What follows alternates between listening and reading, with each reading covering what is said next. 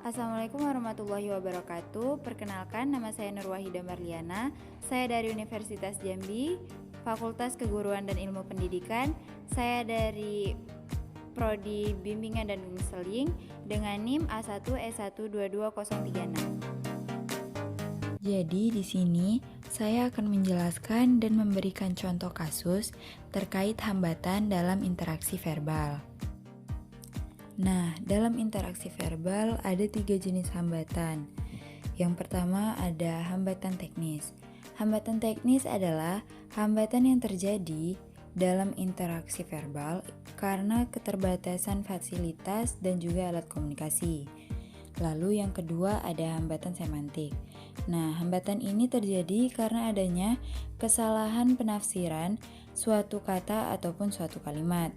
Lalu yang ketiga ada hambatan manusiawi, yaitu hambatan yang terjadi karena sifat manusiawi yang dimiliki oleh individu tersebut. Nah, hambatan ini juga bisa terjadi karena adanya perbedaan-perbedaan seperti perbedaan umur, persepsi, dan juga status, sehingga memicu terjadinya hambatan ini. Nah, selanjutnya saya akan memberikan contoh isu terkait hambatan interaksi verbal, yaitu bos perusahaan yang melemparkan tumpukan kertas hingga karyawannya terluka dan trauma. Ini terjadi di salah satu PT Samsung Print dan Pack Indonesia. Kejadian ini dialami oleh LF yang berusia 35 tahun, yang merupakan karyawan lama yang sudah 15 tahun bekerja di perusahaan tersebut. Dan pelaku dari kejadian ini merupakan bos pimpinan perusahaan yang berinisial JA yang berusia 52 tahun. Peristiwa ini berawal saat si korban yang ingin menanyakan terkait pembayaran audit. Namun, pengakuan dari suami korban setelah bertanya terkait hal tersebut, si pelaku ini tidak mau membayar. Lalu, istrinya kembali ke meja kerjanya.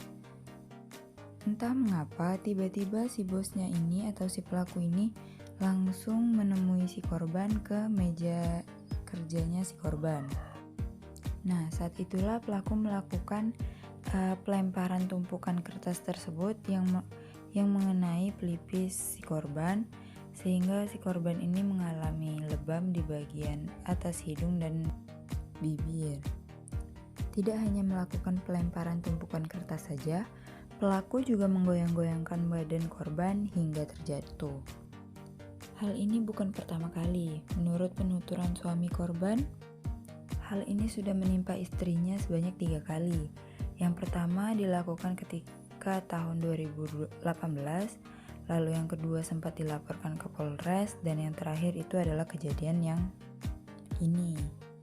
Dia juga menambahkan bahwa pelaku ini bukan hanya menganiaya istrinya, tapi juga karyawan lain juga pernah dilakukan semena-mena oleh bosnya tersebut. Kusnando yang merupakan suami korban juga menambahkan bahwa akibat perlakuan tindakan tersebut, istrinya menjadi trauma dan takut bila bertemu dengan si JA. Dari kejadian tadi bisa kita identifikasikan bahwasanya ini terjadi karena adanya perbedaan status dan emosi yang dialami oleh pelaku dan korban, sehingga si pelaku ini berani untuk melakukan penganiayaan tersebut. Sekian dari saya. Wassalamualaikum warahmatullahi wabarakatuh. Terima kasih.